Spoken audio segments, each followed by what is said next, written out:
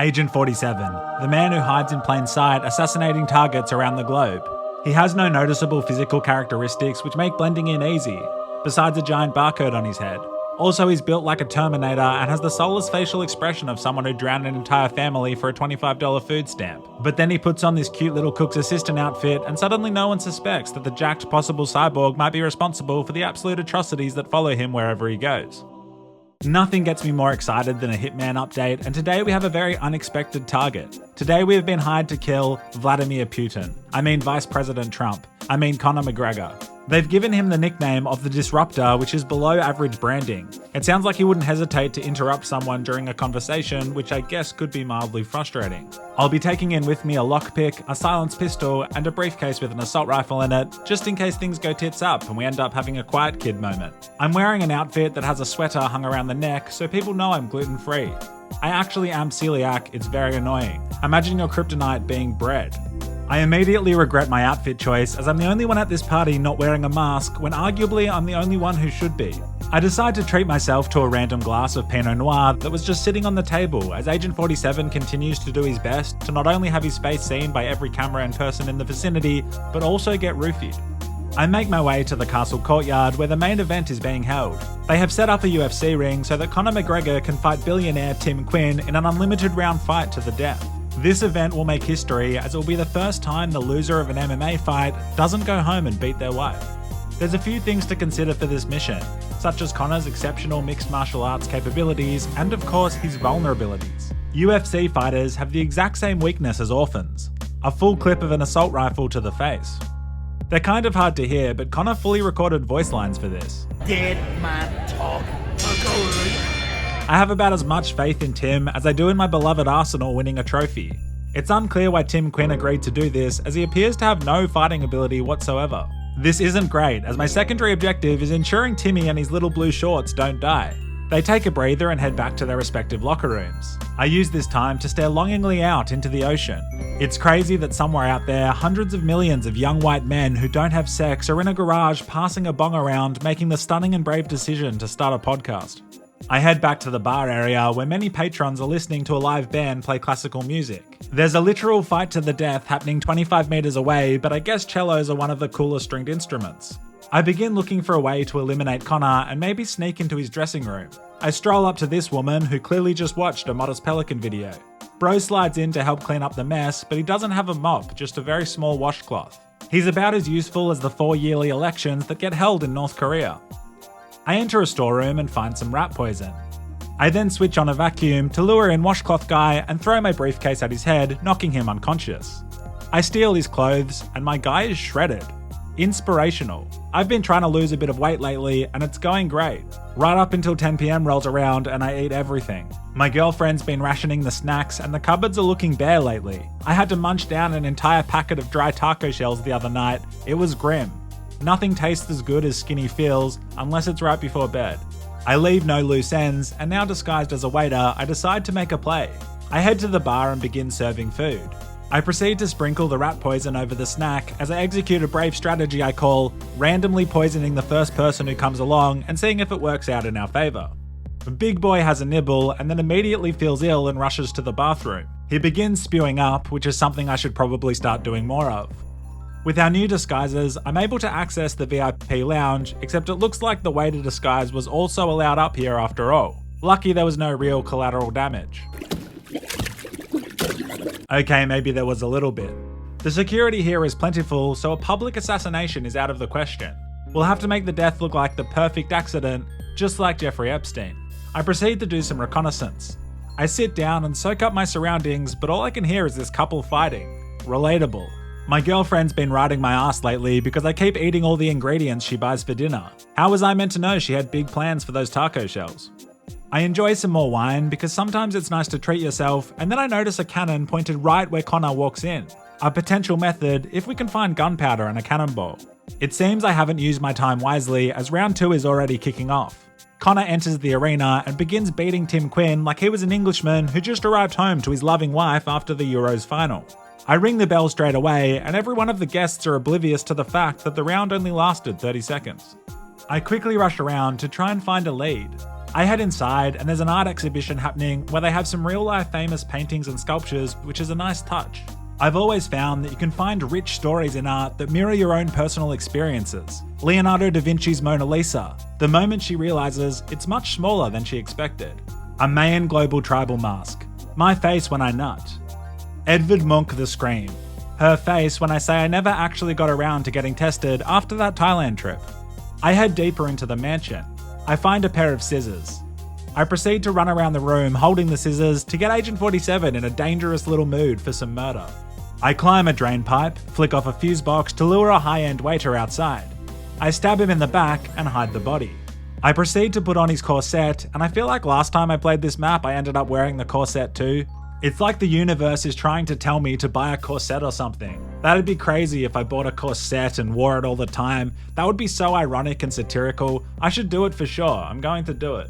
I could carb load on taco shells every single night with a corset forcing me to look slender.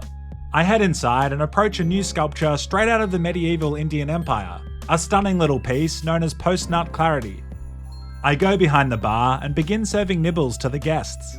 I don't have any poison this time, so I'm kind of just helping out. While I'm on my temporary hospitality hiatus, a body somewhere is found, which makes sense as I've been pretty careless. I run downstairs back out to the castle grounds. Given the guards are already aware that an assassin is roaming around, I decide to up my aggression. I pick a lock with my lockpick, which is amazingly helpful. I usually bring meme gadgets like raw fish, but this is far more productive. The two guards are inside, and I pull out my silenced pistol and eliminate them both with ease. I drag the bodies to the cliffside and roll the corpses into the fierce raging ocean below. Well, one gets stuck on the cliffside in full view of potentially anyone, but we tried our very best. I then realise I forgot to take one of the guard disguises before I ditched the bodies. Amateur, or perhaps subconsciously, I just never want to take this corset off. I head back to the ring and they're fighting again. Not great, as Tim Quinn is just so bad at hand-to-hand combat. I wish I knew how he had the confidence to organise this event. If I had that level of self-assurance, I'd finally release some red-hot educational Christian music instead of just constantly teasing it. One day this channel will reach its true potential. I ring the bell again, and no one seems to notice or care at all that these rounds are lasting like half a minute at best. I wish my girlfriend was more like this crowd. I climb up a ladder and take a sneaky look into Connor's locker room. Bro is doing bench press between rounds. I decide I'll try and kill him right here, but I'll need a guard's clothing. I sneak out onto the helipad and switch off a generator to lure a technician over. I then go for a risky choke, which most girls like, but when they don't, you kind of come across like a serial killer. I take the disguise and have a look around for a lonely guard. I don't find a guard, but I do find this statue of Buddha. Maybe it's a sign. Maybe I should release educational Buddhist music as well so my content appeals to a wider demographic. I often get asked how to start a gaming channel on YouTube. The simple answer is, first make educational religious music and then branch into gaming once you've established a healthy audience. I make my way into a warehouse and immediately pick up a clipboard and start writing things down. One of the guard knows all the stuff intimately, indicated by the circle above his head, but not when I'm holding a clipboard. I grab a hammer, turn off a fuse box, and then smack Big Girl over the head. I hide the body behind some crates, take the clothes, and run towards Connor's locker room. The body is almost immediately found, so at this point, like half the castle is aware that a killer is on the loose and everybody is looking for me. All these people thinking about me. It's nice. I head inside and there's security everywhere. With these contracts, if you fail, you have to wait a real life 12 hours to play it again, so I'm not too keen on killing him with this many armed guards around. This place has better security than a Trump rally. I just watch him shadowbox and have a conversation with his team. They talk about how there's a special rule where each fighter can swap out with anyone they like at any point during the event. My objective becomes crystal clear. Before I leave, I use the punching bag for a minute. For someone who can only jog and not run, Agent 47 is surprisingly flexible. I guess all the best assassins never miss Pilates and naturally brunch afterwards. I ring the bell to end the fight and then follow Nathan Quinn to his dressing room. Our plan is brave but questionable. We brought heavy guns in with us, yet are choosing to hop into the cage with someone who's dedicated his entire life to MMA. Unfortunately, Nathan Quinn's bodyguard also knows we're an imposter, which isn't ideal. Fortunately, I'm one of the smartest people in my household, and I come up with a plan. I drop a pistol on the ground. Giving away weapons for free to push an alternative motive? I could lead a first world country someday. When he's placing the pistol in evidence, I go in for the kill and choke out the dodgy outfit copycat, but the other guard's here. I attempt to contain the situation, but my plan goes about as well as my new diet. I have to wait 12 long hours to attempt the mission again. I use this time to sleep with Margot Robbie. Feel free to spread that rumor around. She actually asked me out, and she said she always knew she'd fall for a guy who makes a lot of Catholic priest pedophile jokes in his gaming videos. Everyone's got a type. I attempt the mission again, but this time with knowledge. I enter the party but take an immediate left turn and speak with a staff member. She gives me a tour around a prototype luxurious underground bunker. I don't know what comes over me, but I viciously attack the lass with my briefcase. This was a very time-inefficient gag and arguably not worth it. I enter the party for a third time. I sneak around the castle and find a guard looking cute and isolated. I shoot at him with about the same accuracy as the guy who tried to kill Trump.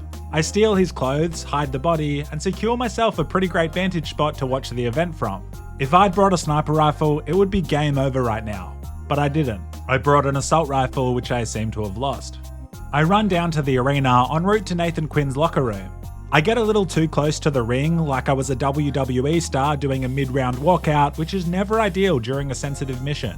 The guard is like, back off champ, but then everyone gets hostile and all of a sudden I'm shooting my way to a 12-hour wait. I use this time to raise money for various children's charities. I head back to the party with a new attitude. I decide I will get that VIP bunker tour after all. The tours are a great way to learn about new things. This time will be different, no more goofing around. I climb up the castle, take down the guard, steal his clothes, and head back to the fight, but this time I blend in with the crowd and don't walk out onto the stage presenting myself to everybody. A master at his craft. I head over to Nathan Quinn's locker room, ready to smell some of his dirty gym clothes, take out the surveillance cameras. I use my lockpick to make my way inside whilst the fight rages on in the main courtyard. There's a few other guards here, and quite frankly, Agent 47 looks a lot better in this outfit than they do. Not everyone can pull off a beret, it's a niche accessory. Nathan Quinn walks in, looking like my girlfriend after she messes up dinner. Like the other night, she made tacos without the taco shells. We had to eat taco fillings on toast like idiots. I observe the lad and what his routine is. He proceeds to drink water, which I respect, but this gives us an opportunity. I'm not proud of this plan, as taking advantage of someone who's trying to stay hydrated is daylight blasphemy, but sometimes you've got to taint the water to secure the daughter. I don't know what that means, it just rhymed. I head back to the storeroom I found earlier and steal the rat poison. I then sprinkle the rat poison into his drink bottle while he's busy getting rocked by Conor McGregor. As I pray he survives another round, I go and untangle some power cords because it's always nice to feel useful. Nathan returns and sips on God's precious nectar, which makes him feel ill. He walks off feeling nauseous while his personal bodyguard stays put, which seems rather incompetent. One job, chief. Nathan begins throwing up and I strangle him. I head back to the locker room and no one questions that Nathan is gone or why I'm taking his place, or why I'm wearing his exact pair of sweaty gym shorts. Surely there was a spare pair of shorts we could have used. Maybe it's laundry day, but the most impressive thing is I'm fitting 2 handguns, a camera, and a lockpick somewhere in here. Agent 47, a genetically modified superhuman capable of extreme acts of violence with an asshole so spacious you could lease it out on Airbnb for $6.50 a night. I make my way into the cage, ready to complete my contract. The announcer introduces us and Conor begins to trash talk me. Sorry, I didn't catch your name. Doe. Just Doe. Yeah, you look like fucking dough. How did he know my kryptonite? Dough. Bread dough. This Irish descendant is attacking my dietary requirements, which is awful. I like to joke about a lot of things, but I draw the line at gluten. Agent 47 begins beating Conor in a truly bold assassination attempt. Speaking of, it was actually crazy that Trump got shot at. Some people are showing support by imitating Trump's injury and wearing bandages on their right ear. I personally am taking it one step further. I've dyed my hair blonde, applied fake tan generously, stopped paying my taxes, and if I see a cute girl, I just grab a handful of that kitty. Out of respect. The CIA actually found out about a crew that were planning a retaliation hit on Joe Biden. A group of right-wing extremists had put together a shocking plan to simply wait a few weeks for Joe to die of natural causes. This whole saga is being turned into a Netflix series, which is exciting. In this historically accurate Netflix special, Donald Trump is said to be played by an African American. They've cast Prince Philip's corpse as Joe Biden, the shooter will be played by Zendaya, and everyone will be bisexual. I proceed to kill Conor McGregor, completing the contract. If you enjoyed this video, hit like, check out my other channel, Papa Pelly. Zancuda, are you ready? Kickflip. Land a Wolfie. Oh! Holy shit! It was the smoothest entry, and then we wasted another 2 minutes of you celebrating. No one's gonna be here. Yeah, I think he's got it in the way. Look after yourselves. I love you.